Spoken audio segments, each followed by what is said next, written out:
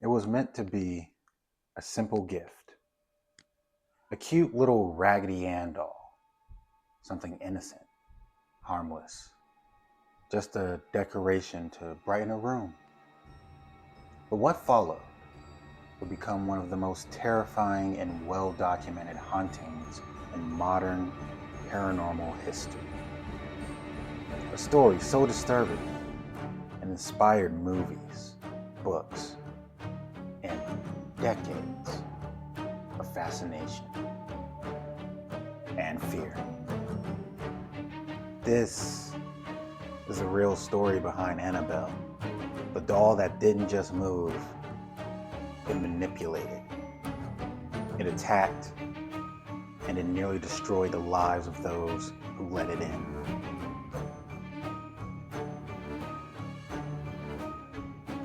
But this isn't the Hollywood version. This is what really happened. And it all began in 1970.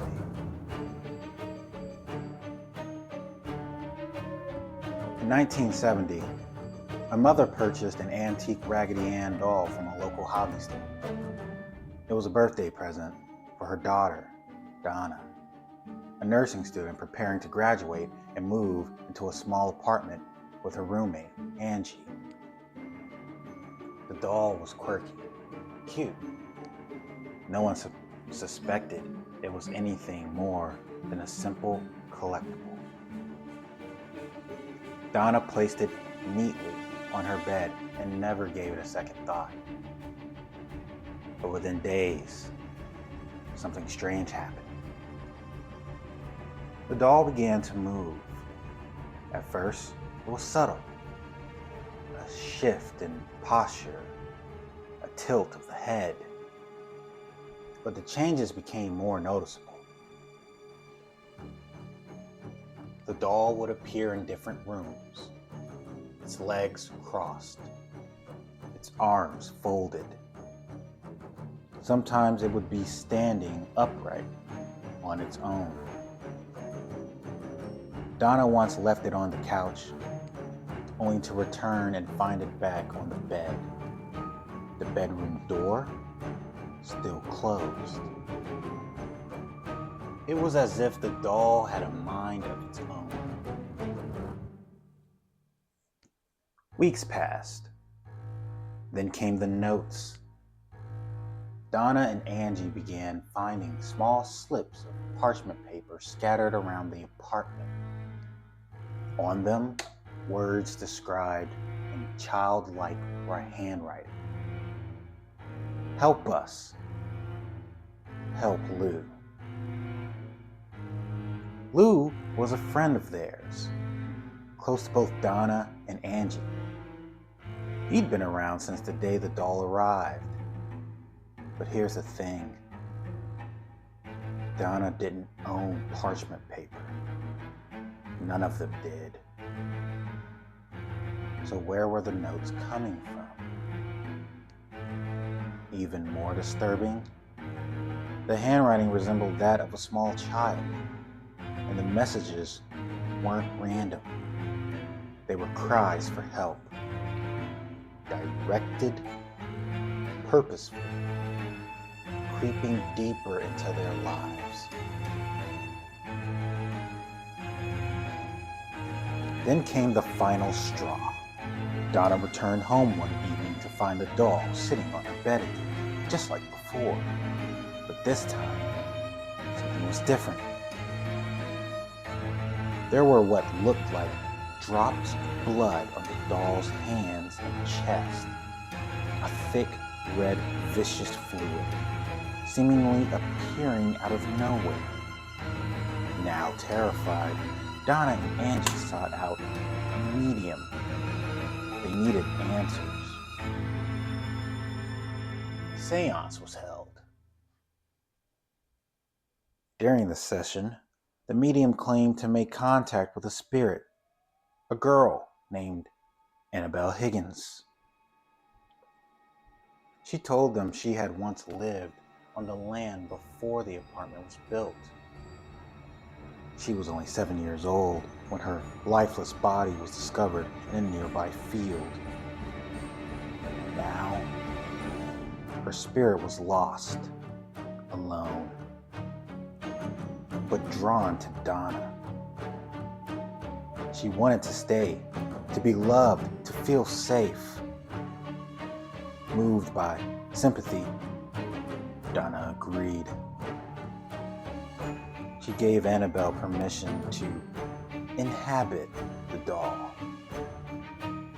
That decision would prove to be a grave mistake. Lou never trusted the doll. He warned Donna over and over. Something was wrong with it, evil even. But Donna was emotionally attached. She felt responsible. She had invited Annabelle in. She couldn't just throw her out. One night, Lou awoke from a deep sleep. Heart racing, but something was off. He couldn't move. Sleep paralysis? Maybe. Then he saw it. At the foot of his bed, Annabelle. The doll began to climb slowly up his body.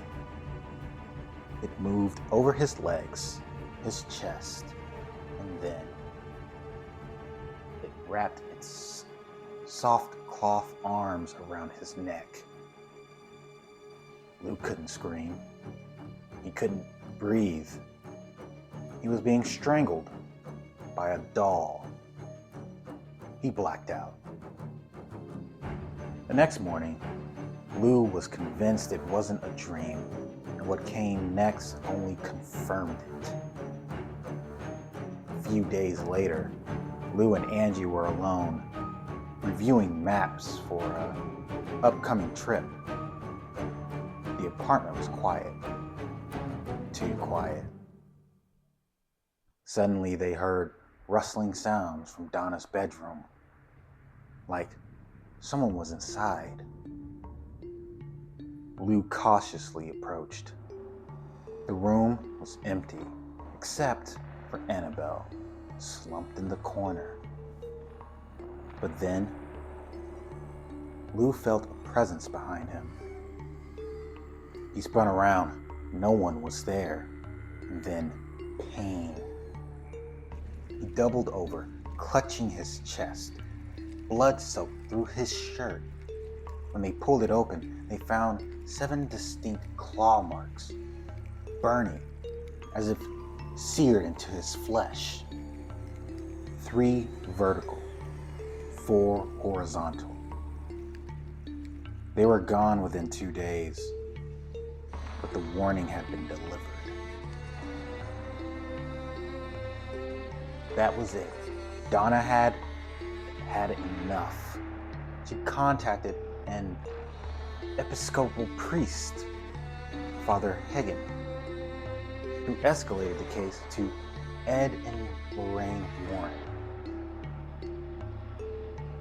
The Warrens immediately recognized what they were dealing with. This wasn't the spirit of a little girl. This was something darker, something inhuman, something demonic. They explained that spirits don't possess things, they possess people. But demonic entities can attach to objects. And by giving the doll recognition, and worse, permission, Donna had opened a door. The spirit's goal was not to stay in the doll, it was to enter a human host. The doll's movements, the notes, the blood, Lou's attack, it was all part of an infestation stage. The early warning signs, potential possession. Had they waited just a few more weeks, it might have been too late.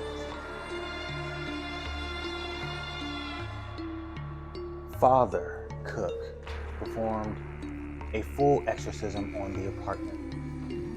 A 7-page rite designed not to drive out evil, but to fill the space with the presence of God.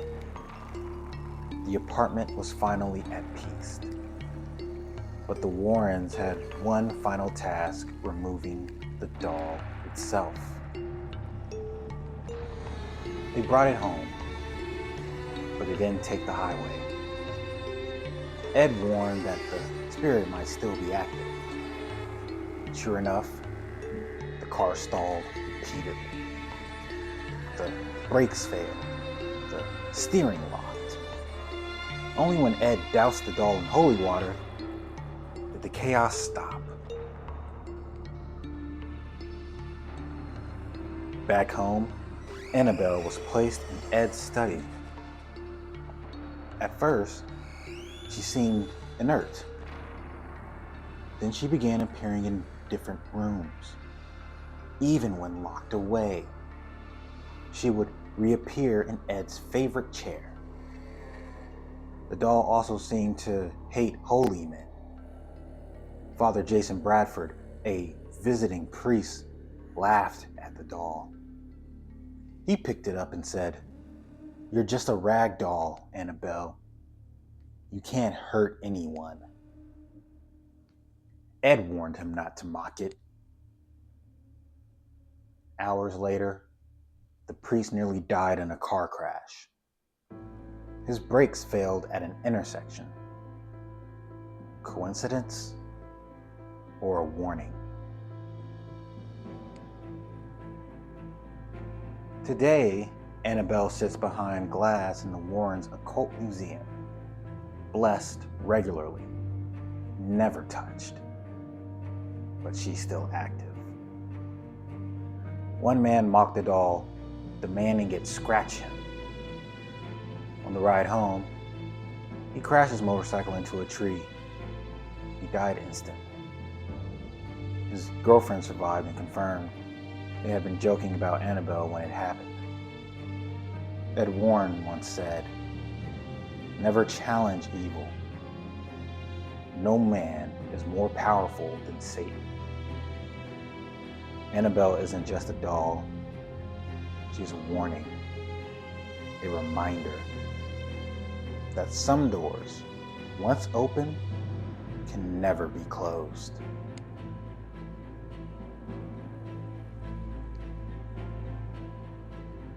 If you enjoyed this paranormal case, like, subscribe, and let me know in the comments what story you'd like me to cover next.